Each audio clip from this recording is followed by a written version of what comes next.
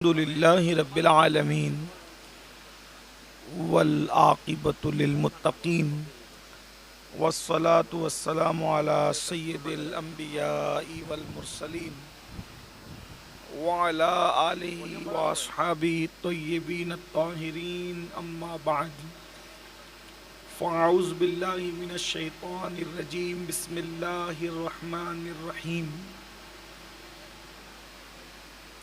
انما یعمر مساجد اللہ من آمن باللہ والیوم الآخر قال سید الکونین صلی اللہ تعالی علیہ وآلہ وسلم من بنا للہ مسجدا بنا اللہ له بیتا فی الجنہ او کما قال علیہ الصلاة والسلام صدق اللہ وصدق رسول اللہ صلی اللہ تعالی علیہ وآلہ وسلم غوث اعظم بمنے بے سرو ساما مددے قبلہ دین مددے کعبہ ایمان مددے انتظار کرم تست منے عینی را اے خدا جو خدا بینو خدا دا مددے بگرداب بلا افتادہ کشتی ضعیفانو شکستہ رات و پشتی بحق کے خواجہ عثمان ہارون مدد کن مدد کن مدد کن یا معین الدین چشتی۔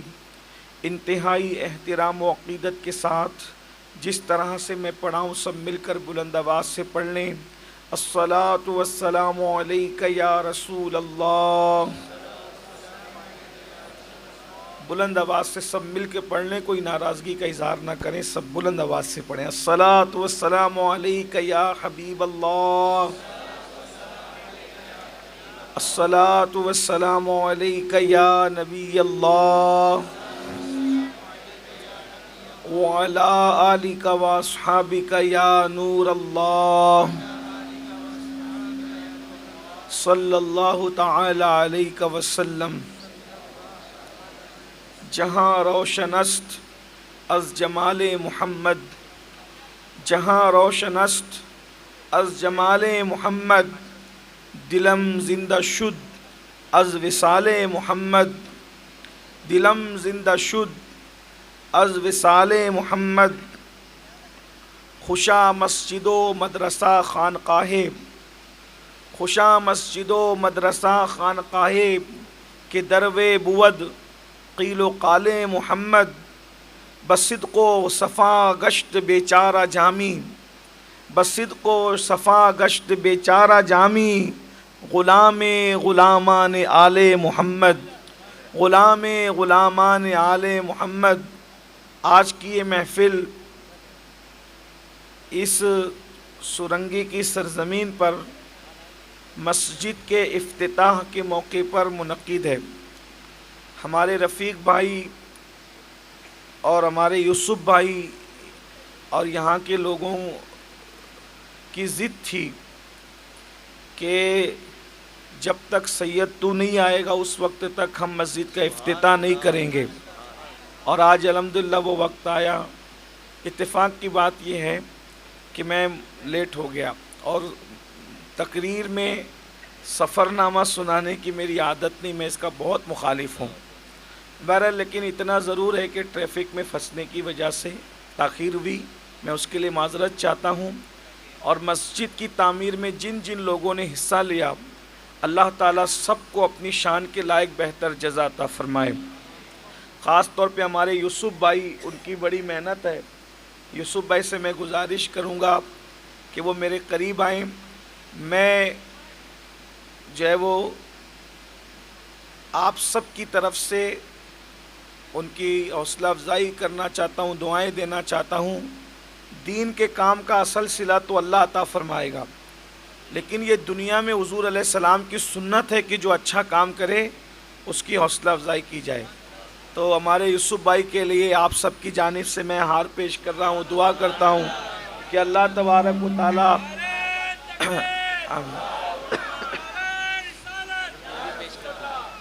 اللہ انہیں صحت دے، عافیت دے، عمر نو عطا فرمائے۔ اور حضرت مولانا مشتاق نجمی صاحب سے آپ نے، اور بھی علماء سے، ہمارے بڑے بھائی حضرت علامہ حافظ امین صاحب سے، اور بھی مفتیان کرام سے، مجھے سب کے نام پتہ نہیں ہے، آپ نے گفتگو سن لی ہے اور مجھے وہ ممبئی پھر پہنچنا ہے واپس، صبح 5:45 بجے کی میری فلائٹ ہے، اس لیے میں بہت لمبا بیان نہیں کر پاؤں گا، تھوڑا سا بیان کرنا چاہتا ہوں لیکن آپ سب کی توجہ چاہتا ہوں۔ آج اتنی خوشی کا موقع ہے کہ مسجد کے افتتاح کا وقت ہے، اور مسجد کے افتتاح کا مطلب کیا ہے؟ مسجد کے افتتاح کا مطلب یہ ہے، مسجد کی اوپننگ کا مطلب یہ ہے کہ اللہ کے گھر کی اوپننگ ہو رہی ہے، اللہ کے گھر کا افتتاح ہو رہا ہے۔ اور یہ کیا ہے اللہ کے گھر کا افتتاح؟ اس کو اگر ہم دیکھیں کہ دنیا کے کسی بھی آدمی کے جب گھر کا افتتاح ہوتا ہے تو وہ لوگوں کو انوائٹ کرتا ہے، بلاتا ہے کہ میرے گھر کا افتتاح آؤ، اور جب لوگ اس کے گھر کی اوپننگ میں جاتے ہیں تو وہ اپنی حیثیت کے مطابق آنے والے اپنے مہمانوں کو گفٹ دیتا ہے۔ آپ غور فرمائیں، ہر انسان اپنے گھر کے افتتاح اور اوپننگ کی خوشی میں آنے والے مہمانوں کو گفٹ دیتا ہے۔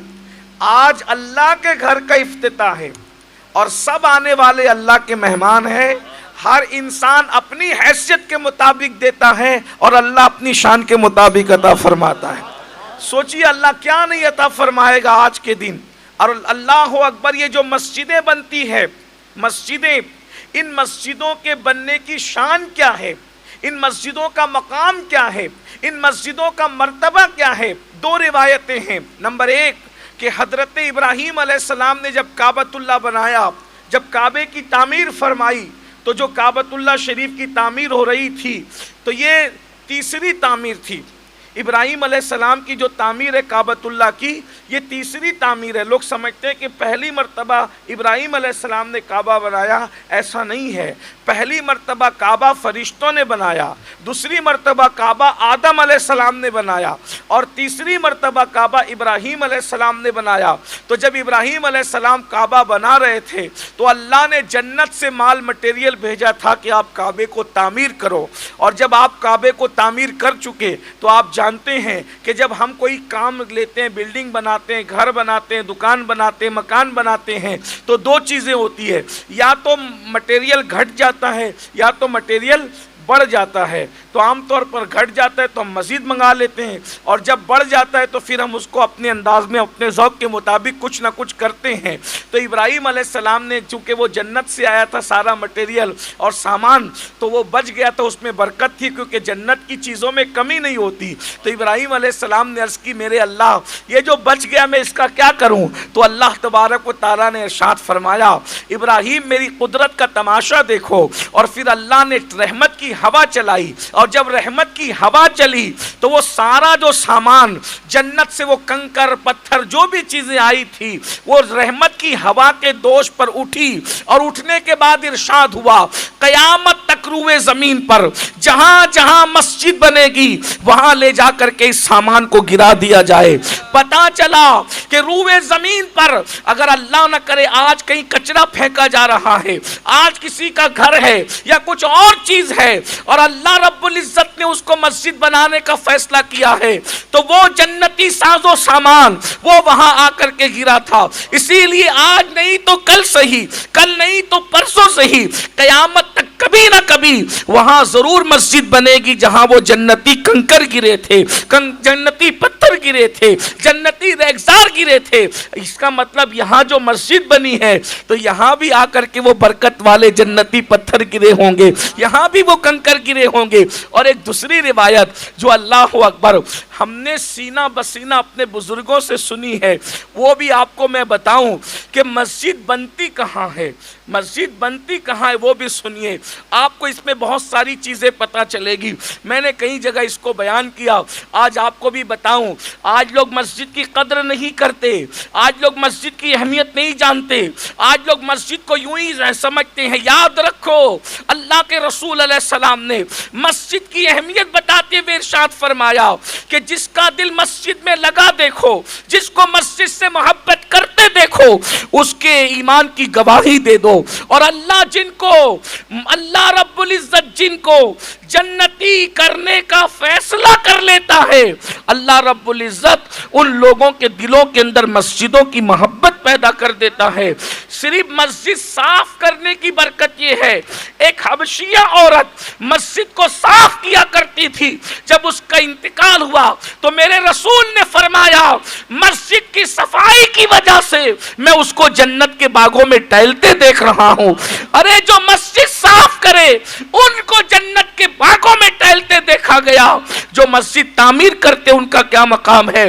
فرمایا من بنا للہ مسجدا بنا اللہ لہ بیتا فی الجنہ، جو اللہ کے لیے زمین کے اوپر مسجد بناتے ہیں اللہ ان کے لیے جنت میں محل بناتا ہے۔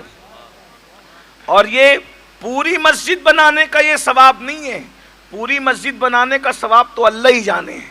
مسجد میں جو ایک اینٹ دے دے اس کے لیے بھی جنت میں محل بنتا ہے، مسجد میں جو ایک درہم دے دے اس کے لیے بھی جنت میں محل بنتا ہے۔ اور اللہ کی اتنی بڑی بات، اس سے بڑی بات، اللہ نے مسجد آباد کرنے والوں کے ایمان کی گواہی دی، اللہ نے ان کے مومن ہونے کی گواہی، انما یامر مساجد اللہ من آمن باللہ والیوم الآخر، وہی لوگ مومن ہیں، وہی لوگ مسجدوں کو آباد کرتے ہیں۔ انما کہہ رہا ہے نا کچھ، انما کسی طرف اشارہ کر رہا ہے کہ نہیں کر رہا ہے؟ وہی لوگ، صرف وہی لوگ، انما وہی لوگ اور صرف وہی لوگ مسجدوں کو آباد کرتے ہیں۔ کون؟ من آمن باللہ، جو ایمان لاتے ہیں اللہ پر اور یوم آخرت پر۔ اللہ نے ایمان کی گواہی دی ہے مسجد آباد کرنے والوں کے لیے۔ لیکن ایک بات میں آپ کو بتاؤں، آج ہم مسجدوں کو آباد نہیں کر رہے ہیں۔ یہاں ایک میں چونکہ بات مختصر کرنی ہے، وہ مسجد کی کہاں کہاں بنتی ہے اس پر میں ابھی بات جو میں نے کہا نا کہ سینہ بسینہ جو ہم نے بزرگوں سے سنی وہ آپ کو بتاؤں گا، وقت رہا تو۔ لیکن یہاں ایک بات میں بہت خاص عرض کر رہا ہوں، تھوڑی کڑوی ہے، معاف کر دینا۔ ہم مسجد آباد نہیں کر رہے، خاص طور پر ہمارا مذہبی طبقہ مسجدوں سے دور ہے۔ جو نماز نہیں پڑھتے وہ تو نہیں پڑھتے، جو نماز پڑھتے وہ مذہبی طبقہ بلا عذر شرعی مسجدوں سے دور ہے۔ نماز پڑھتے ہیں، گھر میں پڑھتے ہیں، اپنے کمروں میں پڑھتے ہیں، اپنی آفیسوں میں پڑھتے ہیں، بلا عذر شرعی جماعت اولیٰ کا ترک یا مسجد کی حاضری سے دور رہنا یہ فسق و فجور کی علامت ہے۔ آپ فتاوی رضویہ اٹھا کر کے دیکھیں، تارک صلاۃ جو عذر کے بغیر مسجد کی جماعت کو چھوڑتا ہے، عذر کیا ہے؟ مسافر ہے، مسافر ہے تو ٹھیک ہے، اجازت ہے کہ آپ جماعت چھوڑ سکتے ہو، کوئی بات، بیمار ہے تو اجازت ہے، اور بھی کچھ صورتیں ہیں عذر کی۔ لیکن بلا عذر جو جماعت چھوڑے، بلا عذر جماعت چھوڑنے والا ایسا ہی ہے جیسے داڑھی منڈانے والا۔ آپ کے ساتھ کتنا بھی بڑا ٹائٹل لگا ہوا ہو، آپ خطیب ہے، ادیب ہے، داعی دین ہے، مبلغ اسلام ہے، کچھ بھی ہیں، اگر آپ جان بوجھ کر جماعت چھوڑتے ہیں تو آپ کا شمار داڑھی منڈانے والے کی طرح ہے، آپ کا شمار جھوٹ بولنے والے کی طرح ہے، آپ کا شمار علل اعلان گناہ کرنے والے کی طرح ہے۔ قصدن تارک صلاۃ اور مسجد سے غیر حاضر رہنے والا اگر چاند کی گواہی دے گا تو اس کی چاند کی گواہی قبول نہیں ہے، وہ فاسق ہے اگر وہ اعلانیہ طور پر جماعت کو ترک کرتا ہے تو۔ اس لیے کہ جماعت واجب ہے، اور جماعت کا وجوب اللہ رب العزت نے قرآن مقدس میں جو حکم فرمایا اس آیہ کریمہ کے تحت ہے، وَارْكَعُوا مَعَ الرَّاكِعِينَ، اور رکوع کرو رکوع کرنے والوں کے ساتھ۔ یہ حکم ہے کہ جماعت واجب ہے۔ اللہ کے رسول علیہ السلام ارشاد فرماتے ہیں اگر لوگوں کو جماعت میں شرکت کرنے کی یعنی جماعت چھوڑنے کا وبال اور عذاب پتہ چل جائے اور لوگوں میں چلنے کی طاقت نہ ہو تو لوگ سرین کے بل گھسیٹتے ہوئے مسجد جائیں لیکن جماعت کو ترک نہ کریں۔ آج جماعت کی اہمیت، جس قوم کے درمیان نماز کی اہمیت نہیں ہو اس قوم کے درمیان جماعت کی کیا اہمیت ہوگی۔ آئیے جماعت کی اہمیت پر میں ایک حدیث پڑھوں آپ کے سامنے۔ جماعت کی اہمیت، ابھی نماز کی اہمیت نہیں، جماعت کی، کیونکہ مسجد کا افتتاح ہے، اس لیے جماعت کی اہمیت میں آپ کے سامنے پیش کر رہا ہوں۔ اللہ اکبر۔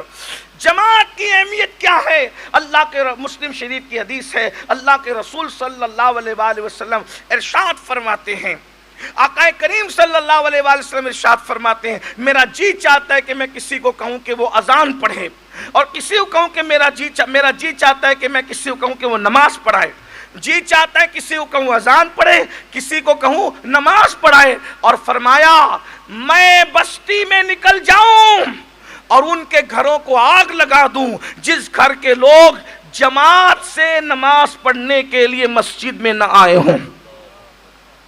ذرا غور کیجئے، جو جماعت میں نہیں آئے، اللہ کے رسول ان کے گھروں کو آگ لگانا چاہتے ہیں۔ آج مسجد میں جماعت سے نماز پڑھنا لوگ اپنے وی آئی پی ہونے کے خلاف تصور کرتے ہیں۔ اگر معاذ اللہ مسجد کی اور جماعت کی حقارت کی بنیاد پر کوئی مسجد میں نہیں آتا تو پھر مفتیوں سے پوچھے کہ اس کا ایمان رہ بھی گیا ہے کیا؟ غور فرمائیں، آج جو جتنا بڑا مذہبی ہے الا ماشاءاللہ وہ اپنے آپ کو اتنا جماعت سے دور رکھتا ہے، وہ جماعت سے نماز پڑھنا ہی نہیں چاہتا۔ مجھے ڈر لگ رہا ہے کہ جس طریقے سے گرجے بک رہے ہیں، اگر مسجدوں کی غیر حاضری یوں ہی رہی تو اللہ نہ کرے مسجدیں ویران ہوگی، مسجدیں ویران ہوگی۔ اور امام اہل سنت نے فتاوی رضویہ شریف میں لکھا کہ مسجد کی حاضری واجب ہے اور اسلامی شعار میں سے ہے، شعار اسلام میں سے ہے۔ اب کیا ہو گیا؟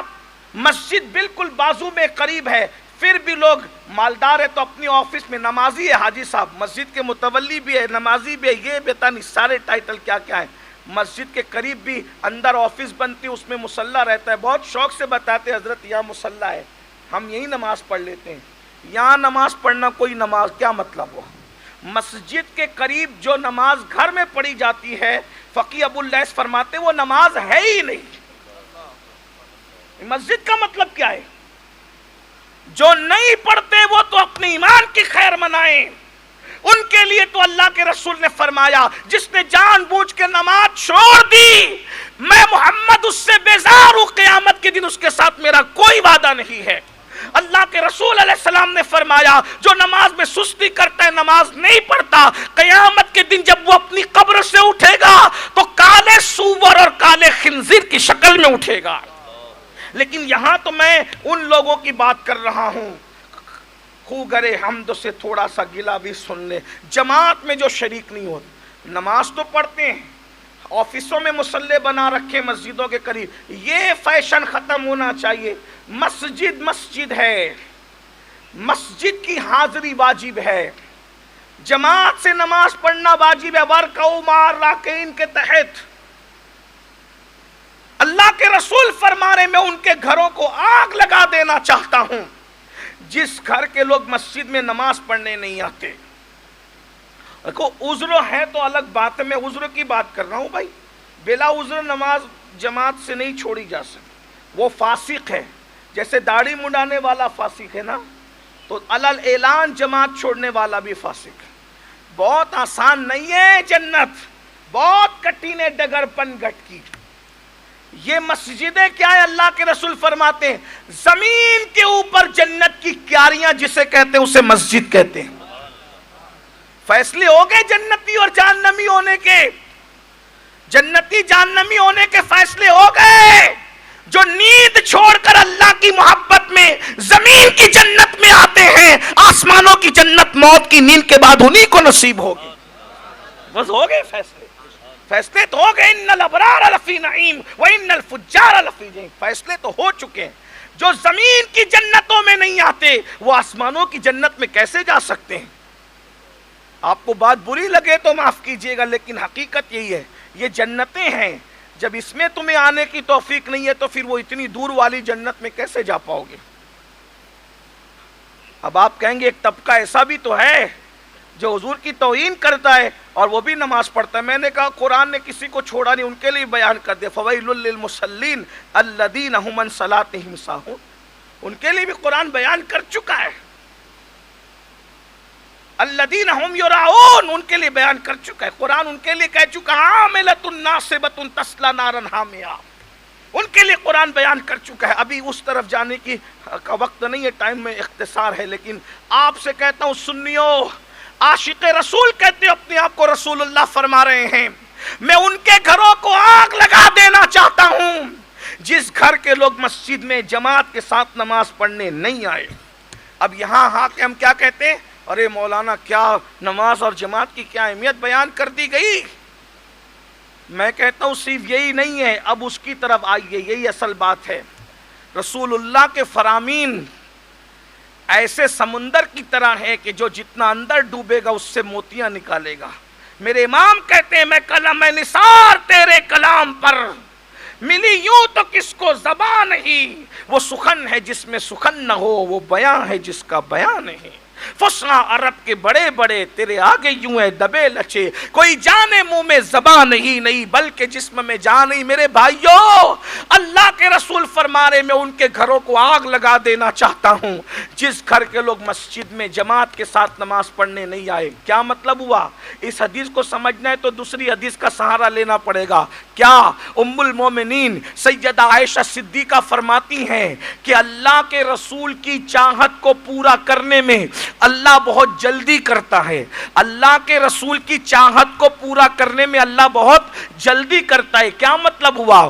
اللہ کے رسول نے دعا نہیں کی، اللہ کے رسول نے کہا نہیں، اللہ کے رسول نے صرف چاہا، 4 رکعت کی نیت کی اور نماز میں چاہا کہ یہودی بدبخت تانا دے رہے ہیں کہ ہمارا قبلہ اور دین نیا، تو حضور نے دل میں چاہا کہ کاش میرے دادا کا بنایا ہوا کعبہ مومنوں کا قبلہ بن جائے. حضور نے 4 رکعت والی نماز میں تمنا کی، چاہا تو اللہ نے نماز پوری نہ ہونے دی بلکہ فرمایا محبوب قد نرا تقلب وجهك في السماء فلنولينك قبلة ترضاها. یہ بار بار ہم تجھے دیکھ رہے ہیں، تیرے چہرے کا آسمان کی طرف اٹھایا جانا، آپ ادھر رک کر لے جدھر تمہاری رضا ہے. قبلة ترضاها، گویا کہ کہا جا رہا ہے ہمیں مشرق و مغرب سے کیا لینا، فسما وجہ اللہ، ہمیں تو تیری رضا چاہیے. خدا کی رضا چاہتے ہیں دو عالم، خدا چاہتا ہے رضا محمد. قبلتن ترضاہا، جس میں تیری خوشی ہے اسی طرح پیارے رک کر لے. 4 رکعت والی نماز کی نیت کی گئی ہے، 4 رکعت پوری نہیں ہوئی، محبوب کو کہا گیا رخ ادھر کر لو جدھر تمہاری مرضی ہے. اللہ سے پوچھا اللہ سے تصورات میں کسی نے مولا نماز تو پوری ہونے دی جاتی تو خدا کا منادی کہے گا محبوب سے محبت اس میں ہے کہ ہماری عبادت بعد میں ہوگی، پہلے محبوب کی خوشی پوری کی جائے گی، پہلے محبوب کی چاہت پوری کی جائے گی، پہلے محبوب کی تمنا پوری کی جائے گی. لوگ کہتے ہیں نبی کے چاہنے سے کیا ہوتا ہے، ہم کہتے ہیں نبی کے چاہنے سے قبلہ بدل جاتا ہے، لیکن یہ عنوان الگ ہے. اگر آپ کو میری بات سمجھ میں آ رہی تو توجہ کرو. ام المومنین کیا کہہ رہی ہے؟ اللہ اپنے محبوب کی چاہت کو پورا کرنے میں کیا کرتا ہے؟ جلدی کرتا ہے. میری عبادت بعد میں ہوگی، تیری رضا پہلے، تیری خوشی پہلے، تیری چاہت پہلے. اب بات سمجھ میں آئی؟ نبی نے دعا کی تھی، بولو دعا کی تھی، بولو بھائی دعا کی تھی؟ نہیں کی تھی. نبی نے زبان سے کہا تھا؟ نہیں کہا تھا، صرف چاہا. اللہ نے کیا کیا؟ قبلہ. نبی کے چاہنے سے اللہ نے قبلہ. اب اس حدیث پہ آؤ مسلم شریف کی. حضور کہتے ہیں میرا دل چاہتا ہے ان کے گھروں کو آگ لگا دوں جس گھر کے لوگ جماعت کے ساتھ مسجد میں نماز پڑھنے نہیں آئے. تو حضور تو رحمت للعالمین ہے، انہوں نے تو آگ لگائی نہیں نا، لیکن حضور نے چاہا. حضور نے کیا کیا؟ چاہا اور اللہ نے آگ لگا دی. حضور کی چاہت پر اللہ نے آگ لگا دی. ہمارے گھر جل رہے ہیں. او جماعت کے ساتھ نماز کو ترک کرنے والوں، مسجدوں کو ویران کرنے والوں، اللہ نے تمہارے گھروں کو آگ لگا دی. سب کے گھر جل رہے ہیں. کیسے جل رہے ہیں؟ باپ بیٹے میں نفرت ہے، یہ آگ اللہ کی لگائی ہوئی آگ ہے. بیٹیوں کو اچھے رشتے نہیں آتے، یہ اللہ کی لگائی ہوئی آگ ہے. لاکھوں روپے کما کر بھی ہائے ہائے کرتے ہو، برکت سمجھتے ہیں یہ اللہ کی لگائی ہوئی آگ ہے. روزی کے لیے در در کے بھکاری بنے ہو، یہ اللہ کی لگائی ہوئی آگ ہے. بڑی بڑی ڈگریاں لے کر بھی تمہیں نوکریاں نہیں ملتی، یہ اللہ کی لگائی ہوئی آگ ہے. ارے اتنی چمچا گیری اور چاپلوسی کرنے کے بعد بھی دنیا تمہیں اپنا سمجھنے کے لیے تیار نہیں ہے. کوئی ملک تمہیں اپنا سمجھنے کے لیے تیار نہیں ہے، کوئی زمین تمہیں اپنا سمجھنے کے لیے تیار نہیں ہے، کوئی لیڈر تمہیں اپنا سمجھنے کے لیے تیار نہیں ہے. ارے جو تمہارے باپ داداؤں کے دروازے پر کاسے گدائی لے کے کھڑے رہتے تھے، آج وہ تمہیں تمہاری وفاداری کا ثبوت پوچھتے، لوگ تمہیں اپنا سمجھنے کے لیے تیار نہیں ہے، کیونکہ یہ اللہ کی لگائی ہوئی آگ ہے. اس آگ میں سب جل رہے ہو، راتوں کو نیند نہیں آتی، اللہ کی لگائی ہوئی آگ ہے. بچے ماں باپ سے بغاوت کر رہے ہیں، اللہ کی لگائی ہوئی آگ ہے. عزتوں کا بازار میں نیلام ہو رہا ہے، یہ اللہ کی لگائی ہوئی آگ ہے. اور یہ بھی ہے فریج بھرا ہوا ہے کھانوں سے، مگر ڈاکٹر کہتا ہے کھا نہیں سکتے، یہ اللہ کی لگائی ہوئی آگ ہے. کروڑ پتی ہونے کے بعد بھی یہ پرہیز وہ پرہیز وہ پرہیز وہ پرہیز، یہ سب اللہ کی لگائی ہوئی آگ ہے. اور یہ آگ کیسے بجھنی ہے؟ یہ آگ کوئی پانی نہیں بجھا سکتا، یہ آگ کوئی تعویذ نہیں بجھا سکتا، اس آگ کو اللہ اکبر کوئی وظیفہ نہیں بجھا سکتا. بڑی معذرت کے ساتھ یہ علماء تائید کریں تو اچھی بات ہے، نہیں کریں اگر میں غلط کہوں تو میں اپنی بات واپس لے لوں گا. پیری مریدی کا سلسلہ بھی اس آگ کو بجھا نہیں سکتا، کسی کا نعرہ بھی اس آگ کو بجھا نہیں سکتا. یہ آگ صرف بجھنی ہے تو ایک کام کرنا ہوگا، مسجد میں آ کر سجدہ کر کے آمینہ کے لال کی آنکھوں کو ٹھنڈک پہنچانا ہوگا. ادھر نبی کی آنکھوں کو ٹھنڈک سجدے سے تم پہنچاؤ گے، اللہ تمہارے گھروں میں لگی ہوئی آگ کو بجھا دے گا. یہ آگ اللہ کے سوا کوئی نہیں بجھانے والا، کوئی نہیں بجھانے والا. یاد رکھنا. بولو آج جتنے مسائل ہیں، ہم تو غریبوں کے جھوپڑوں میں بھی جاتے ہیں اور مالداروں کے محلوں میں بھی جاتے ہیں، سب پریشان ہیں بھائیوں، سب پریشان. بلکہ یہ کہہ دوں دنیا دار بھی پریشان، دین دار بھی پریشان، غریب بھی پریشان، مالدار بھی پریشان، اقتدار والا بھی پریشان. بھائیو اللہ کا شکر ہے، کوئی بڑائی کے لیے ویسے ہم لوگ جو ہے اس پہ کوئی فخر بھی نہیں کرتے. الحمدللہ تعالی ہر فرد جس کے پاس جاؤ وہ محبت اتنی دیتا ہے کہ اپنے پرسنل مسائل ہم سے شیئر کرتے ہیں. کان میں کہتا ہے حضرت دو نیند کی گولی کھا کے بھی نیند نہیں آتی، کہ اللہ کی لگائی ہوئی آ گئے. پیسوں سے نرم گدے خرید سکتے ہو، پیسوں سے سکون کی نیند نہیں خرید سکتے. مسجدوں کو ویران کر کے مسجدوں کو تم تڑپا رہے ہو. یہ مسجدیں مردہ نہیں ہے، یہ مسجدیں زندہ ہے، زندہ زندہ ہے. محدثین لکھتے ہیں اس مسجد میں کوئی تنکا ڈال دینا تو مسجد ایسے ہی بے چین ہوتی ہے جیسے تمہاری آنکھ میں تنکا جانے سے تم بے چین ہوتے ہو. غور فرمائے، کیا سمجھتے ہو مسجدوں کو؟ یہ زندہ مسجدیں یہ روتی ہیں. بزرگوں نے فرمایا کہ جب مسجد میں لوگ نماز پڑھنے نہیں آتے تو مسجدیں رو کر راتوں میں عرض کرتی جس نے مجھے ویران کیا ان کے گھروں کو ویران کر دے. بھائیوں برابر جاتے ہو نا دکانوں پہ بیٹھنے کے لیے، تو اللہ کے گھر میں کیوں نہیں آتی؟ جو نماز پڑھ رہے ہیں میں آج ان سے مخاطب ہو کر کہہ رہا ہوں، نمازیوں مسجدوں کو آباد کرو. یہ مسجد اللہ کا گھر ہے، اللہ کا گھر. اور اللہ کا گھر وہی آباد کرتے ہیں کہ کون؟ من آمن باللہ والیوم الاخر، جو ایمان لائے. آج ہم نے اللہ کے گھر کو ویران کر دیا. مذہبی طبقہ اللہ ماشاءاللہ مسجد سے کوسوں دور ہو گیا. اب جو مسجد سے میں جماعت کے لیے، یہ اب دوسری حدیث، کہیں پر ہم لوگ جماعت کے فضائل کو نماز کے باب میں بھی بیان کرتے ہیں اور وہ بیان کر سکتے ہیں، لیکن یہاں میں بہت باریکی کے ساتھ ان حدیث کو پیش کر رہا ہوں کہ جو صرف جماعت کے لیے، حالانکہ جماعت کے فضائل نماز کے باب میں بیان ہو سکتے ہیں لیکن یہ خاص جماعت کے لیے. اب سنیے، اللہ کے رسول علیہ السلام فرماتے ہیں جو جماعت سے نماز نہیں پڑھتے اللہ ان کو 12 مصیبتوں میں مبتلا فرمائے گا. یہ حدیث جماعت کے باب میں، جماعت کے باب میں ذمہ دار ہوں اس کا، آپ مجھ سے بعد میں پوچھ سکتے ہیں. حالانکہ بہت پڑھا لکھا نہیں ہوں اور علماء کی جوتیاں سیدھی کرتا ہوں، لیکن میری نگاہ اس روایت پر ہے کہ یہ جماعت کے باب میں، خاص طور پہ جماعت کے.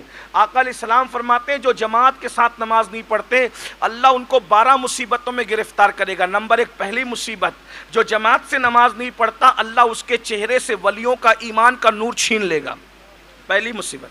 آپ دکھتا ہے آج مفتی اعظم جیسا چہرہ، لاؤ چھپ گیا نا وہ چہرہ. مفتی اعظم، سرکار کلام، محدث اعظم، یہ جو چہرے تھے نا، ان چہروں کو دیکھ کر بدعقیدے دیکھ کر کے کہتے تھے کہ ہماری جماعت میں تو کم از کم ایسے چہرے نہیں ہیں، اور لوگ اپنی جماعت بدل دیتے تھے. بدعتیوں کی جماعت سے نکل کر لوگ اہل سنت کی جماعت. آج ہیں وہ چہرے اللہ ماشاءاللہ. وجہ اس لیے کہ مفتی اعظم، محدث اعظم یہ وہ لوگ تھے کہ حالانکہ مسافر کے لیے جماعت کا حکم اتنا سخت نہیں ہے، مگر پھر بھی مسافر ہو کر اگر وہ کسی بستی میں پہنچ جاتے تھے تو وہ گھروں میں نماز نہیں پڑھتے تھے، وہ مسجدوں میں نماز پڑھنے جاتے.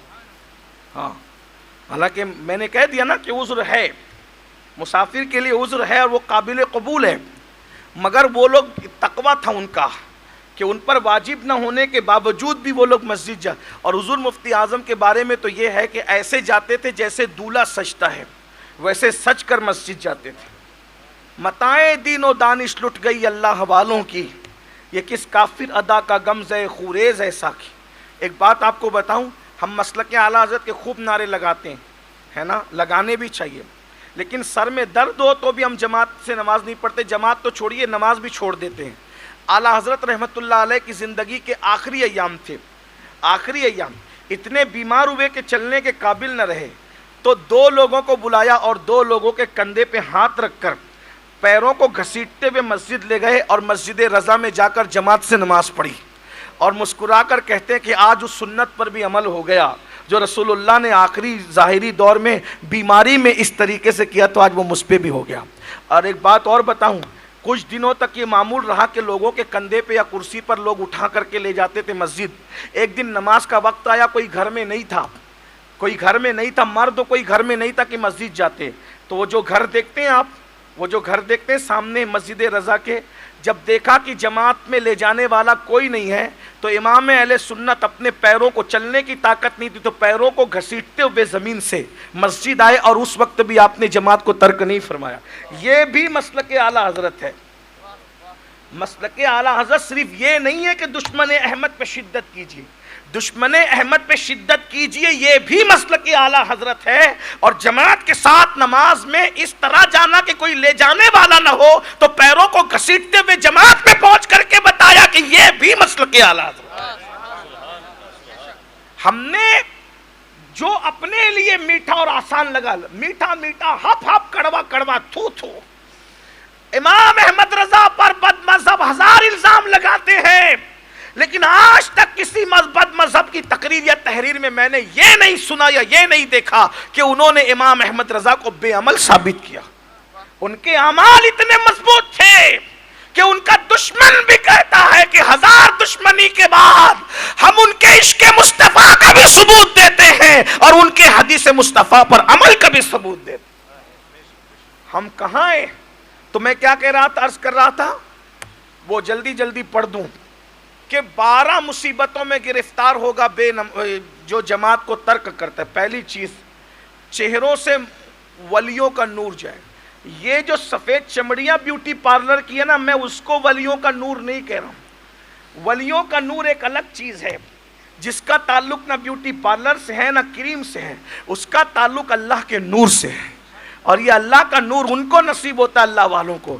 چمڑی کیسی بھی ہو لیکن اس میں کشش وہ ہوتی ہے نا کہ جب آنکھیں ان کو دیکھیں تو چہرے پہ جم جائے. دیکھ کر کے اتنا سکون ملتا ہے ان چہروں کو. گلاب کو دیکھ کر، چمیلی کو دیکھ کر، پھولوں کو اور باغوں کو دیکھ کر وہ سکون نہیں ملتا جو اللہ والوں کے چہروں کو دیکھ کے ملتا ہے. اور ان کے چہروں کو دیکھ کر کے ایک بات اور بھی ہوتی ہے کہ ہمارے دل کے اندر آخرت کے حوالے سے کچھ یادیں آنے لگتی ہے کہ میں نے اپنے آپ کو بدلنا ہے، چینج کرنا ہے، تبدیل کرنا ہے. یہ اللہ والے لوگ، وہ نور چھین لیا جاتا ہے. نمبر 2، اللہ تبارک و تعالیٰ اس کی روزی سے برکت اٹھا لیتا ہے. برکت ختم ہو جاتی. جو جماعت سے نماز نہیں پڑھتے، بھائی جو جماعت سے نہیں پڑھتے ان کا یہ حال ہے، جو خود نہیں پڑھتے. اب آپ کہیں گے کہ یہ تو کہہ رہا ہے کہ روزی سے برکت اٹھا لیتا. بالکل، میں ایک حدیث کو اس کے ساتھ اور ملا کے پیش کر کے اس کو مضبوط کرنا چاہتا ہوں بات کو. قوت القلوب، یہ تصوف کی اولین وہ کتاب ہے جس کو داتا صاحب جیسے لوگ پڑھا کرتے تھے، داتا علی حجویری جیسے لوگ. قوت القلوب، یہ قوت القلوب کے مصنف ہے شیخ ابو طالب مکی رحمۃ اللہ علیہ. وہ اپنی کتاب قوت القلوب میں لکھتے ہیں کہ جب اذان ہوتی ہے تو روئے زمین کی ساری برکتیں سمیٹ کر مسجد لائی جاتی ہے. جو مسجد میں آتے ہیں ان کو روزی بھی دی جاتی ہے، روزی میں برکت بھی دی جاتی ہے. جو مسجد میں نہیں آتے، چاہے نماز نہ پڑھنے والا چاہے گھر میں پڑھنے والا، جو مسجد میں نہیں آتے ان کو روزی تو دی جاتی ہے مگر روزی میں برکت نہیں دی جاتی. جب تک ہم لوگ مسجدوں میں نماز پڑھتے تھے نا، اس وقت تک ہمارا نعت خواں یہ نہیں کہتا تھا کہ میں آؤں گا پڑھنے کے لیے تو دے گا کتنا، کیونکہ اس کو برکت اتنی تھی مسجد میں نماز پڑھنے کی کہ اس کو بھکاری بننے کی ضرورت نہیں تھی، وہ واقعی مداح رسول تھا۔ ہاں، پھر خطیب بھی جو ہے وہ راتوں کی نائٹ طے نہیں کرتا تھا، اس کا نظریہ یہ تھا راتیں نائٹ ان کی طے ہوتی ہے جو نچنیاں ہوتے ہیں، مصطفیٰ جان رحمت کے غلاموں کی راتیں طے نہیں ہوتی۔ لیکن جب مسجد جانا ہی بند ہو گئے تو برکت بھی ملنا بند ہو گئی۔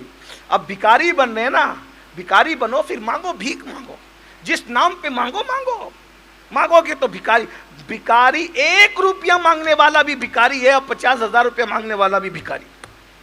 لوگوں کو برا لگتا ہے تو لگے معاف کر دینا، نہیں معاف کر سکتے تو گالیاں تو اتنی دیتی ہے، 2-4 اور بڑھ جائیں گے گالیاں دینے والے، اور کیا جاتا ہے۔ مگر یہ ہے کہ حق تو ضرور کہنا پڑے گا نا۔ مسجد سے دور ہو، مسجدیں بددعائیں دے رہی ہے، رسول اللہ تمہارے گھر جلانا چاہتے ہیں، مسجدیں بنا تو رہے ہو، مسجدوں کی آبادی کا بھی سوچو۔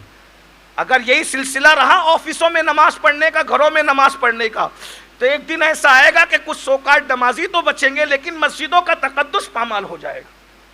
اللہ کے رسول صلی اللہ علیہ وآلہ وسلم وفود سے ملتے تھے تو بھی مسجد میں ملتے تھے، فیصلے کرتے تھے تو بھی مسجد میں کرتے تھے، لوگوں سے ملاقات کرتے تھے تو بھی مسجد میں کرتے تھے۔ ایک مسجد تھی، درسگاہ بھی تھی، خانقاہ بھی تھی، عدالت بھی تھی، حضور سے ملنے کی جگہ بھی تھی۔ اب ایک بات بتا دوں یہاں، بڑا نفیس نکتہ، حضور علیہ السلام سے جب کسی کو ملنا ہوتا تو بہت کم لوگ حجرے میں جایا کرتے، سب کو اجازت بھی نہیں تھی۔ حضور سے ملنا ہوتا تو لوگ کہتے مسجد میں چلو حضور مل جائیں گے، مسجد میں چلو حضور مل جائیں گے، مسجد میں چلو حضور مل جائیں گے۔ اور آج بھی رسول اللہ کو سلام پیش کرنے کے لیے جو بھی مدینے جاتے ہیں وہ حضور سے ملنے کے لیے مسجد نبوی میں جاتے ہیں، کہتے چلو مسجد میں چلو حضور مل جائیں گے۔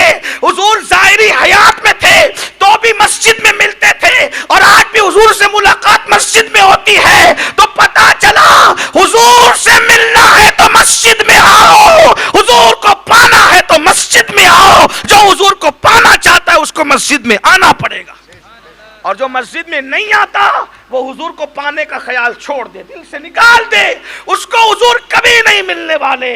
جو مسجد میں آنا نہیں چاہتا، مسجد میں آؤ۔ مسجد میں صرف اللہ نہیں ملتا، مسجد میں تو حضور بھی ملتے ہیں۔ کل بھی حضور مسجد میں ملتے رہے، آج بھی حضور مسجد میں ملتے ہیں، اور کل بھی، اور مسجد سے ہم دور ہیں۔ تو کیا فرمایا؟ پہلی چیز چہروں کا نور جاتا ہے جماعت سے نماز نہ پڑھنے والا، نمبر 2 ان کی روزی سے برکت جاتی، نمبر 3 اللہ اکبر، یہ خطرناک بات آ گئی، اللہ اکبر اللہ اکبر اللہ اکبر۔ آقا فرماتے ہیں جو لوگ جماعت سے نماز نہیں پڑھتے ان کے مرنے سے پہلے اللہ ان کو ذلیل کر کے مارتا ہے، ذلیل ہو کے مریں گے۔ مرنے سے پہلے کوئی نہ کوئی ایسا واقعہ ان کے ساتھ پیش آئے گا کہ پوری دنیا میں ذلیل ہوں گے، یا جہاں تک لوگ ان کو جانتے ہیں وہاں تک ذلیل ہوں گے۔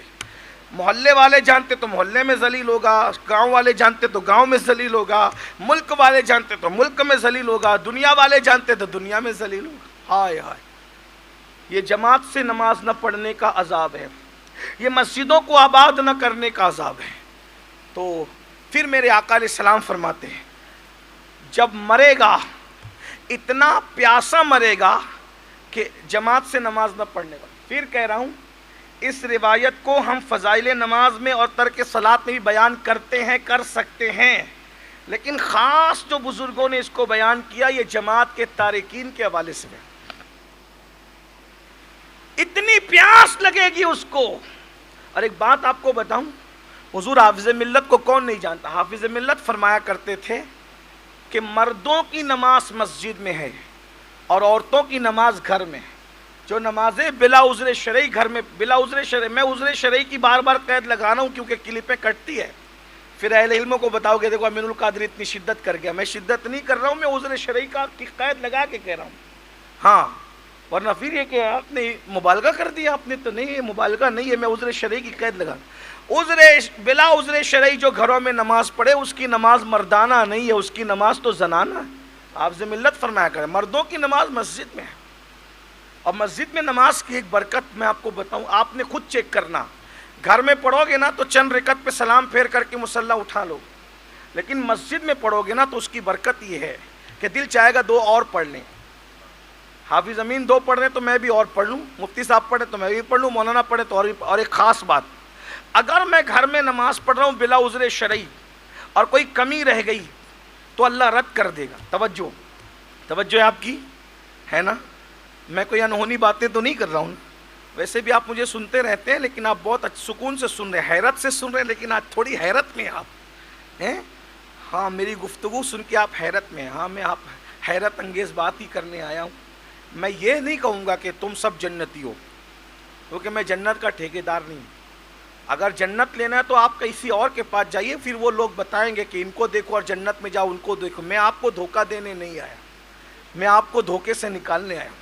میں بار بار کہتا ہوں جن کے منہ دکھا کے لوگ جنت بانٹتے ہیں وہ ذرا یہ بھی تو ثابت کریں, جن کے منہ دکھا کے جنت بانٹ رہے ہو ان کا بھی خاتمہ ایمان پہ ہوگا, ذرا یہ بھی تو بتاؤ. آپ بتاؤ نا. یہ تو میں آپ کو دھوکہ دینے نہیں آیا, میری بات بری لگے تو معاف کرنا. ویسے میں جانتا ہوں سنی اتنا غیرت مند ہے کہ وہ حق سن کر کے قبول کرنا جانتا ہے, اس کو برا نہیں لگتا, اس کو برا نہیں لگتا, کوئی بات نہیں. لیکن یہ بات غور سے سنیں آپ. اللہ اکبر, اللہ اکبر. کیا فرمایا اللہ کے سچے رسول صادق و مصدوق مصطفیٰ جان رحمت صلی اللہ علیہ وآلہ وسلم, مرے گا تو اتنا پیاسا اس کو مارا جائے گا کہ 7 سمندر کا پانی بھی اس کے منہ میں انڈیل دیا جائے تو اس کی پیاس کوئی بجھا نہیں سکتا. اگر اکیلے گھر میں نماز پڑھو کوئی کمی ہو گئی اللہ رد کر دے گا. لیکن یہ جماعت کی برکت ہے, جماعت کی برکت. جب تم جماعت میں کھڑے رہتے ہو تو جہاں 40 مومن ہوتے ہیں ان میں ایک اللہ کا ولی ہوتا ہے. اگر اپنی نماز جماعت سے پڑھ دو کوئی کمی رہ گئی, اور فرشتے کہتے ہیں مولا کمی رہ گئی, تو اللہ فرماتا ہوگا بندو اگر کمی رہ گئی لیکن میرے دوست کے ساتھ پڑھی ہے نا, اس کے صدقے میں نے سب کی قبول کر لی. بلکہ ایک روایت مجھے یاد آئی, اگر زندگی میں ہو سکے تو کسی اللہ والے کے پیچھے ایک نماز کم سے کم پڑھ لینا. ایک نماز اللہ والے کے پیچھے, یعنی اللہ کے نیک بندے, متقی بندے کے پیچھے, پرہیزگار بندے کے پیچھے کم سے کم کسی ڈھونڈ کر اللہ والے کو ایک وقت کی نماز ضرور پڑھ لو اس کے پیچھے. میرے آقا فرماتے ہیں متقی امام, تقوی والا پرہیزگار امام جب سجدے سے اپنا سر اٹھاتا ہے تو اس کے پیچھے جتنے لوگ ہوتے ہیں اللہ تعالیٰ سب کو بخش دیتا ہے, سب کی بخشش ہو جاتی. اب یہاں پر ایک جملہ کہہ دوں, وہ کہہ کر کے کہے بغیر تو آگے نہیں بڑھوں گا ورنہ تقریر کا مزہ ہی ختم ہے. جب متقی امام آج کا سر سجدے سے اٹھائے تو پیچھے والے سارے جنتی ہو جاتے ہیں, تو جب مولانا نماز پڑھائے اور وہ بھی متقی ہو کر تو اس کے پیچھے کے سارے جنتی ہو جاتے ہیں, تو جنہوں نے امام الانبیاء کے پیچھے ایمان کی حالت میں نماز پڑھی ہوگی پھر ان کے جنتی ہونے میں کیا شک ہے؟ میرے امام کہتے ہیں جس مسلمان نے دیکھا اس نے ایک نظر, اس نظر کی بصارت پہ لاکھوں سلام. وہ 10 جن کو جنت کا مژدہ ملا اس مبارک جماعت پہ لاکھوں سلام. تن من دھن تیرے قدم پر وارے, کیا نصیبیں ہیں تیرے یاروں کے. لیکن یہاں تو جو کبھی فجر پڑھنے نہیں جاتے وہ کہتے ہیں صحابہ سے تو یہ ہو گیا. میں نے کہا تو پوری زندگی فجر نہیں پڑھا, صحابہ نے تو اس کے پیچھے پڑھا ہے جو نماز لے کر آیا تھا, جو جانے نماز بھی تھا اور جانے ایمان بھی تھا. اگر ان کے پیچھے نماز پڑھنے والے مومنین جنتی نہیں ہو سکتے تو پھر کون جنتی ہو سکتا بھائی؟ اس لیے ذرا صحابہ کے لیے کچھ بولنے سے پہلے بھی تولا کرو. تو میں عرض کر رہا تھا کہ سن لے, 3 باتیں پڑھ دی, چوتھی بات کیا پڑھی؟ اتنا پیاسا مرے گا جماعت چھوڑنے والا کہ 7 سمندر کا پانی بھی اس کے منہ میں انڈیلا جائے تو بھی اس کی پیاس کوئی نہیں بجھائے گا. اتنا بھوکا مرے گا کہ اس کو اگر اللہ پر کچھ بھی کھلا دیا جائے تو کوئی اس کی بھوک مٹا نہیں سکے گا. اور اللہ کے رسول صلی اللہ علیہ وآلہ وسلم ارشاد فرماتے ہیں اور جب اس کی روح نکلے گی نا تو اس کی روح تڑپ تڑپ کر نکلے گی, بہت سختی سے نکلے گی. کیسے نکلے گی؟ کہ کسی کے پیٹ میں ببول کا درخت اگا دیے جانے کے بعد نیچے سے کھینچا جاتا ہے تو کیسے اس کی رگوں کو وہ تار تار کر دے گا, اس تکلیف کے ساتھ بہت تکلیف والی اس کی موت ہوگی. یہ ہے آسان والی موت. کیا ہے پتہ ہے آسان والی موت؟ مومن کی آسان والی موت یہ ہے, ایسا لگتا ہے جیسے سینے پر 7 زمین اور 7 آسمان سمیٹ کے رکھ دیے گئے ہوں. یہ آسان موت ہے. جب اللہ کے رسول کہہ رہے کہ مشکل موت, آسان موت مومن کی یہ ہے کہ تلوار کو 313 تلواریں ایک ساتھ کسی پہ ماری جائیں تو اتنی تکلیف نہیں ہوتی جتنی تکلیف موت کے وقت ہوتی ہے. یہ مومن کی آسان موت ہے. مومن کی آسان موت ایک اور بتا دوں. ایک مرتبہ حضرت مریم کے مزار پر عیسیٰ علیہ السلام گئے اور جا کے کہنے لگے امی مجھے اللہ نے مردے زندہ کرنے کا معجزہ دیا, تو تم انتقال کر گئی ہو, میں چاہتا ہوں کہ تمہیں زندہ کروں, تمہاری زیارت کروں. تو حضرت مریم کی آواز آئی قبر سے, پھر میں زندہ ہو کے دنیا میں آؤں گی تو ایک بار پھر مرنا پڑے گا. کہاں پھر موت کا مزہ چکھنا پڑے گا. کہا پہلی مرتبہ جو درد ہوا ہے نا وہ درد ابھی تک گیا نہیں ہے, اس لیے میں دوبارہ موت کا مزہ چکھنے کی طاقت نہیں رکھتی بیٹا. یہ نبی کی ماں کی موت ہے. آسان موت کا یہ حال ہے, آسان موت کا یہ حال ہے. تو جس کو مشکل سے موت آئے گی وہ کیا ہوگا میرے بھائیوں, آسان نہیں ہے.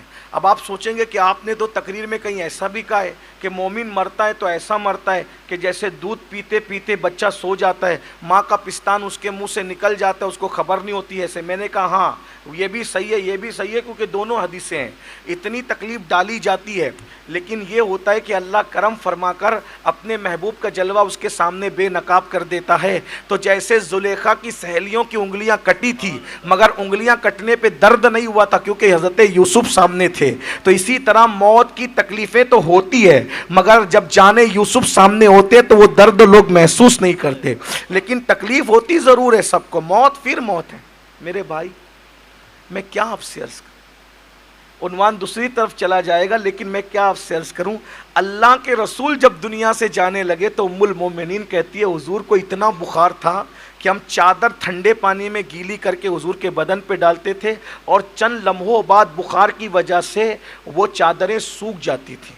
حضور پر بخار کی اتنی شدت تھی کہ ٹھنڈے پانی کے کٹورے حضور علیہ السلام نے اپنے سامنے رکھ کر وہ اس میں ہاتھ ڈالتے تھے اور چہرے پہ مل کے کہتے تھے موت کی تکلیف بہت سخت ہے, موت کی تکلیف بہت. اب آپ کیا کہیں گے, اس سے بڑھ کر کیا بیان کیا جائے یا کیا بیان کیا جا سکتا ہے. اللہ کے رسول فرما رہے ہیں جس کا احترام موت کا فرشتہ بھی کرتا ہے. حضرت جبریل نے کہا تھا یا رسول اللہ اس سے پہلے یہ کسی سے اجازت لینے نہیں آیا, اس کے بعد یہ کسی کی اجازت لینے نہیں آئے گا. یہ آپ کا اتنا احترام کرتا ہے, اگر آپ اسے لوٹا دیں گے تو یہ چلا جائے گا. لیکن تعلیم امت کے لیے حضور علیہ الصلوۃ و تسلیم پر موت کی وہ شدت ڈالی گئی کہ حضور فرماتے ہیں کہ موت کی تکلیف بڑی سخت. بتائیے تو صحیح ہم کیسے مریں گے. اور جب حضور فرما رہے ہیں کہ جماعت ترک کرنے والا بہت تکلیف سے مرے, موت آنی ہے, دنیا سے جانا ہے, 10 منٹ لگتے, اس سے زیادہ تو نہیں, 10 منٹ لگتے.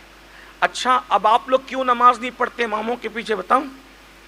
کسی کا گھمنڈ ہے, کسی کا تکبر ہے, کسی کا حسد ہے نا. یہی ایک صاحب نے میرے گاؤں میں مجھ سے پوچھا کہ سید یہ بتا کہ امام صاحب جھوٹ بولتے ہیں, اب بھی ہم ان کے پیچھے نماز پڑھیں.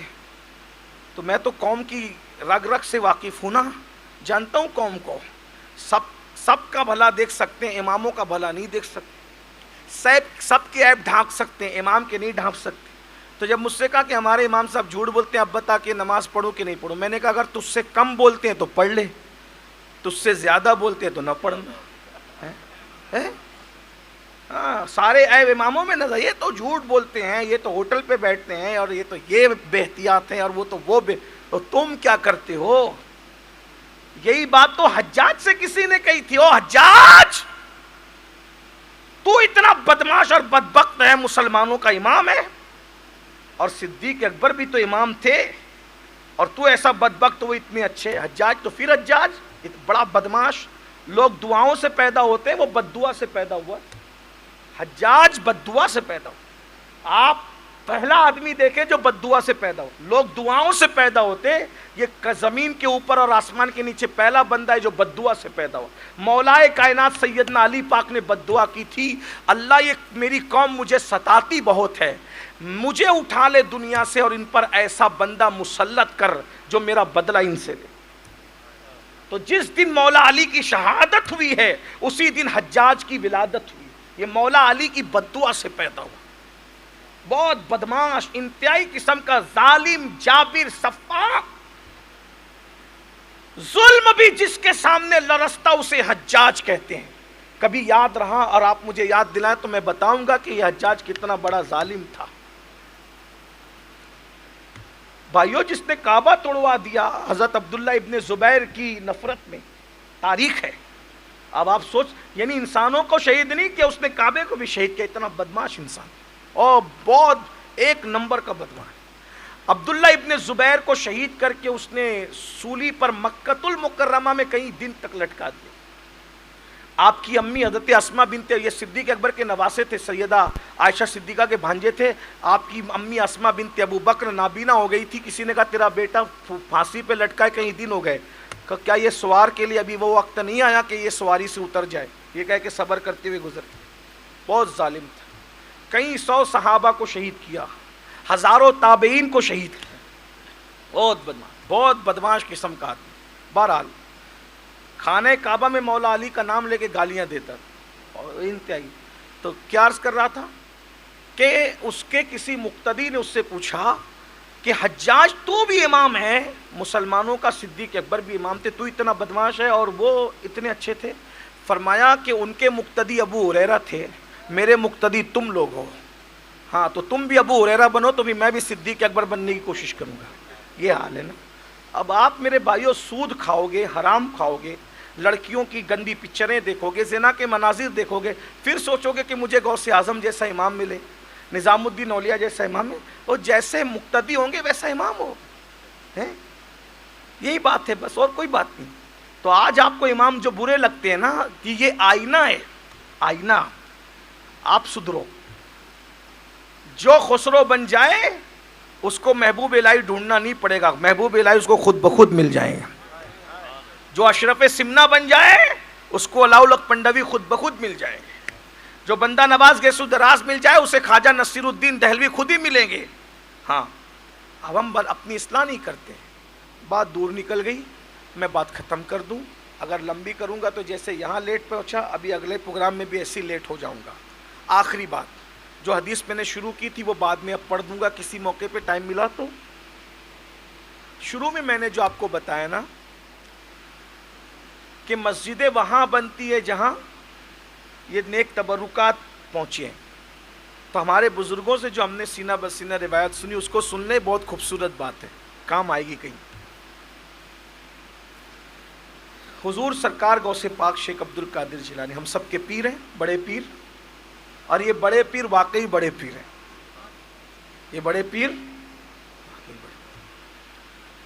حضرت خضر علیہ السلام کہا کرتے تھے کہ غوث اعظم جیسا ولی نہ پچھلی امتوں میں پیدا ہوا، نہ اگلی امتوں میں پیدا ہوا، اور نہ ان کے بعد کبھی، اب تو کوئی امت آنی نہیں ہے، لیکن قیامت تک امت محمدیہ میں بھی کوئی ایسا ولی پیدا نہیں ہو۔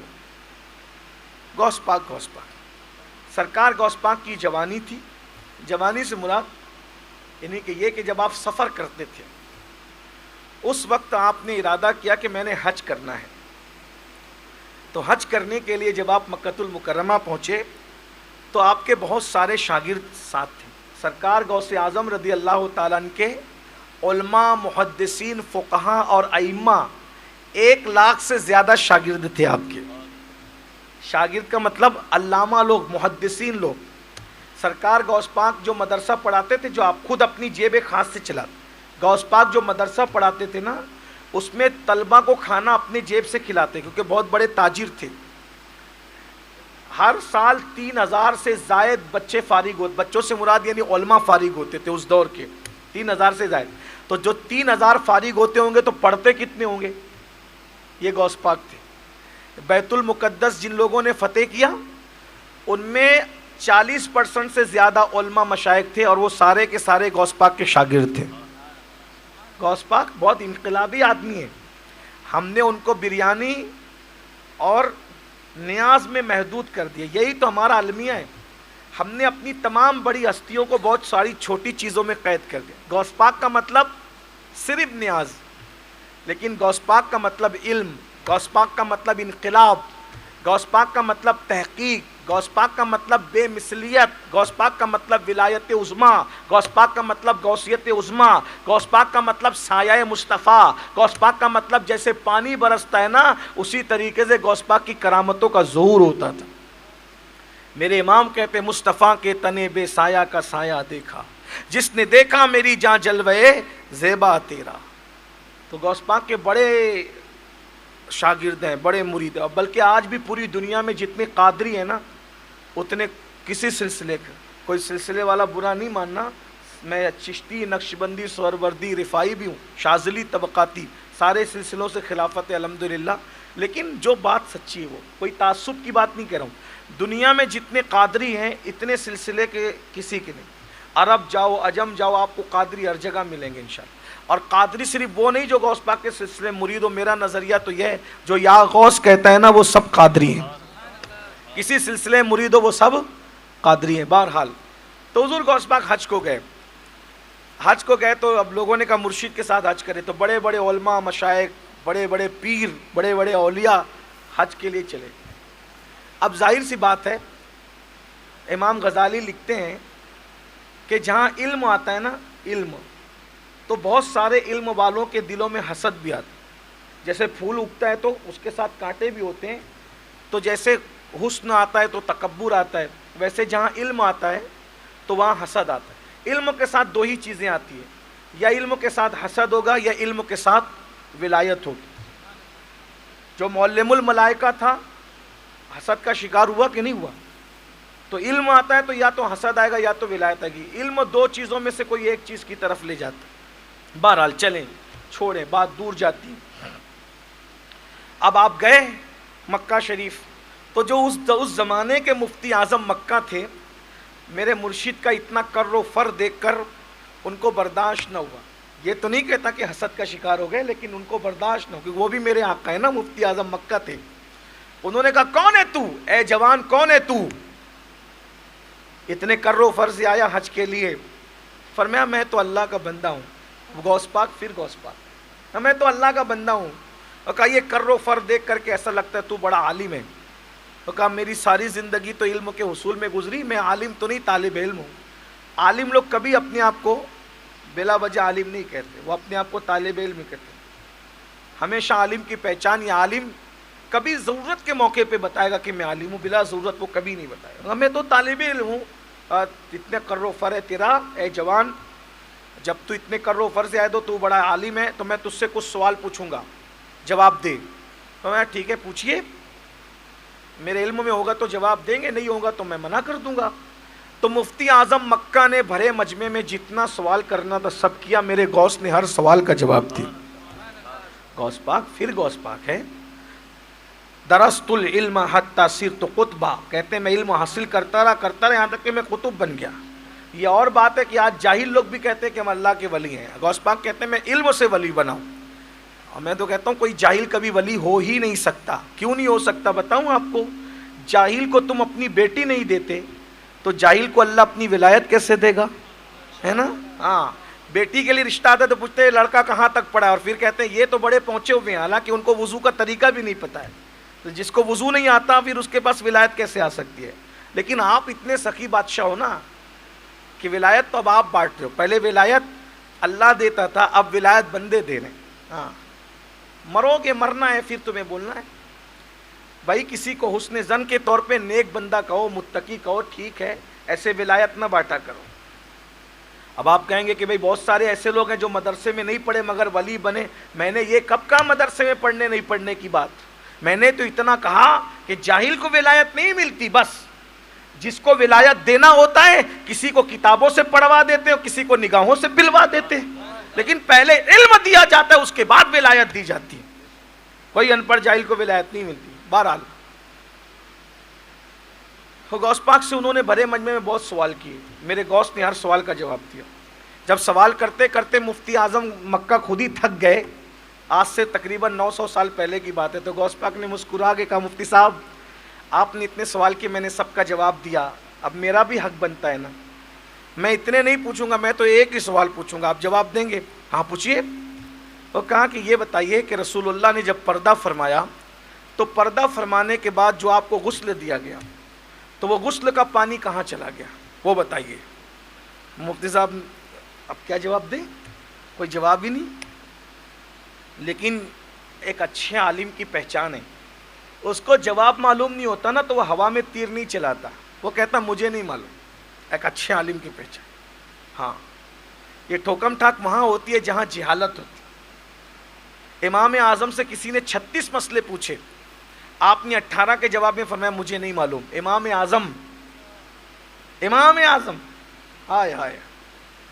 بہرحال وہ مفتی اعظم مکہ واقعی مفتی اعظم تھے، انہوں نے کہا اے نوجوان مجھے ایک رات کی مہلت دے، یہ مجھے نہیں معلوم ہے، یہ جواب مجھے نہیں آتا ہے۔ غوث پاک نے سب جواب بتائے اور ایک سوال ایسا پوچھا کہ مفتی اعظم مکہ جواب نہ دے سکے، لیکن وہ بہرحال اچھے آدمی تھے، اللہ والے تھے، انہوں نے کہا ایک رات کی مہلت دو، میں ڈھونڈ کے بتاؤں گا تمہیں، لیکن جواب تو دوں گا، کل آنا، کل محفل سجے گی، محفل ختم۔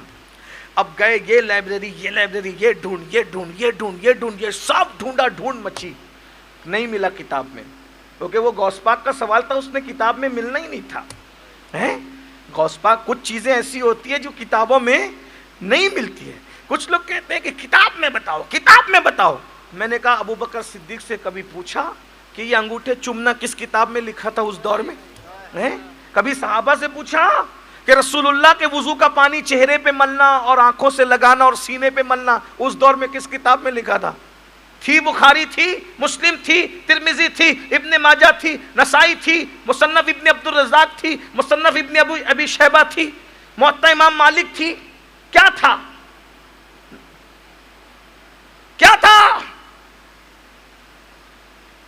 اللہ کے بندو ہر چیز کتاب میں نہیں ملتی، ستاروں کے آگے جہاں اور بھی ہے، ابھی عشق کے امتحان اور بھی ہے، تو شاہی پرواز ہے کام تیرا، تیرے سامنے آسماں اور بھی ہے۔ خوب ڈھونڈا نہیں ملا، اور رات بھر چلی گئی ڈھونڈتے رات کا آخری پہر آیا، کتاب میں پڑھ رہے تھے، پڑھتے اچانک آنکھ لگی، اتنا غلبہ طاری و نیند کا آنکھ لگی تو دل کی آنکھیں بیدار ہو گئی، کیا دیکھا کہ اللہ کے رسول جلوہ فرما ہے، خوش ہو گئے، قدم پکڑ لیے، سرکار مشکل کشائی کیا، کہا اچھے موقع پہ خواب، ایک تو خواب میں آئے نصیب جگایا، اور دوسرا موقع ایسا ہے کہ بہت ضرورت ہے۔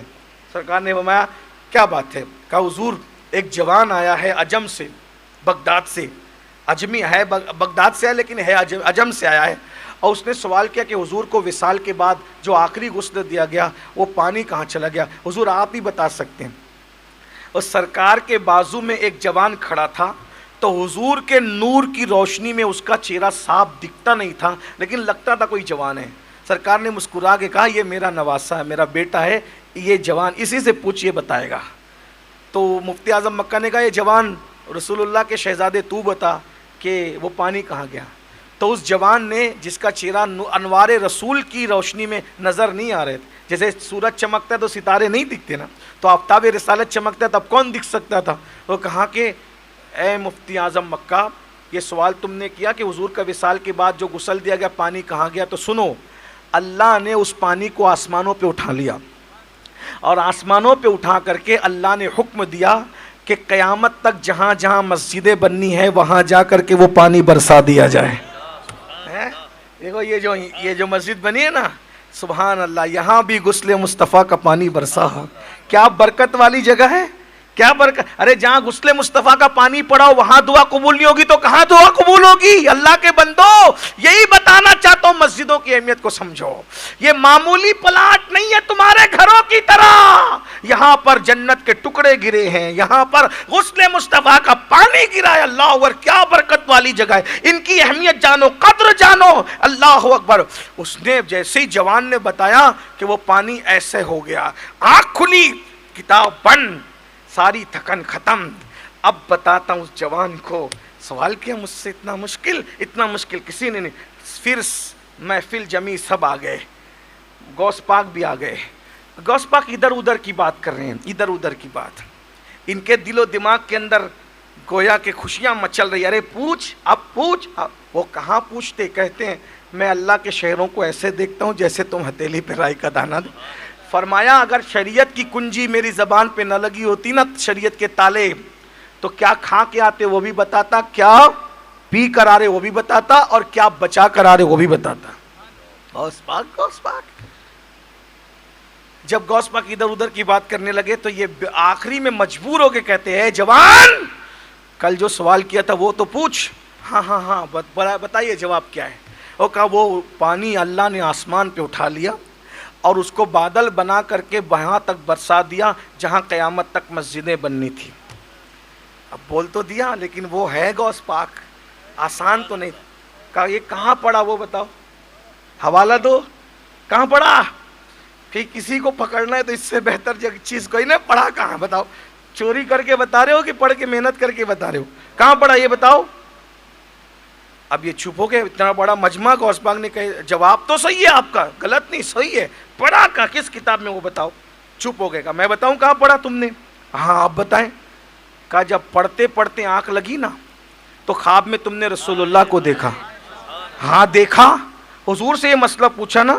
ہاں حضور سے پوچھا. حضور نے نہیں بتایا. حضور کے پیچھے ایک جوان کھڑا تھا، حضور کے انوار کی روشنی میں وہ جوان تجھے نظر نہیں آ رہا تھا نا، اس جوان سے پھر حضور نے کہا اس سے پوچھ، یہ بتائے گا. یہی ہے نا، یہیں سے تم نے لیا ہے؟ ہاں. مگر وہ تجھے کیسے معلوم ہے جوان کہ میرا خواب اور وہ جوان اور اس کا جواب؟ کہا وہ جو پیچھے کھڑا تھا نا وہ میں ہی تھا، وہ میں نہیں بتایا. جو تیرا ذرہ مہ کامل ہے یا غوث، تیرا قطرہ یم سائل ہے یا غوث، کوئی سالک ہے یا واصل ہے یا غوث، وہ کچھ بھی ہے تیرا سائل ہے یا غوث. تو اپنے وقت کا صدیق اکبر، تو اپنے وقت کا صدیق اکبر، تو اپنے وقت کا صدیق اکبر، غنی و حیدر و عادل ہے یا غوث، ہزاروں تابعی سے تو فضوتر، یہ طبقہ مجملاً فاضل ہے یا غوث. وہ کیا جانے گا فضل مرتضیٰ کو جو تیرے فضل کا جاہل ہے یا غوث. کہاں تو نے کہ جو مانگو ملے گا، کہاں تو نے کہ جو مانگو ملے گا. رضا تجھ سے تیرا سائل ہے یا غوث، گدا تجھ سے تیرا سائل ہے یا غوث. ہمارا خاتمہ بالخیر ہوگا تیری رحمت اگر شامل ہے یا غوث. اللہ تعالی ہم سب کو عمل کی توفیق دے. وقت تو بہت ہو گیا ہے، مجھے ایئرپورٹ پہنچنا ہے، اس لیے میں معذرت خواہ ہوں.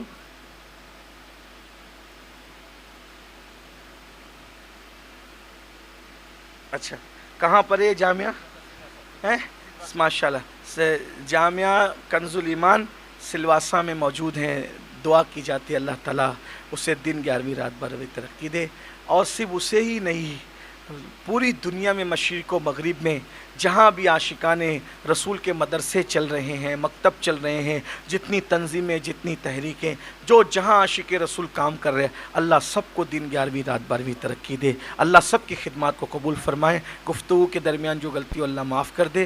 آپ اتنے اچھے سے سن رہے ہو، اتنی رات گئے بھی، دل چاہتا ہے کہ میں اور سناؤں، لیکن جو ہے وہ تقاضے کہہ رہے ہیں کہ اب محفل ختم ہونا چاہیے. لیکن میں تقریر آج ادھوری ختم کر رہا ہوں، پہلی بہت دنوں کے بعد، بہت عرصے کے بعد. ویسے تو تقریر پوری ہو ہی جاتی، لیکن آج ادھوری ختم کر رہا ہوں یہ کہہ کے یہ قصہ لطیف ابھی نا تمام ہے. جو کچھ بیان ہوا آغاز باب تھا. وما علینا الا البلاغ. السلام علیکم ورحمۃ اللہ وبرکاتہ.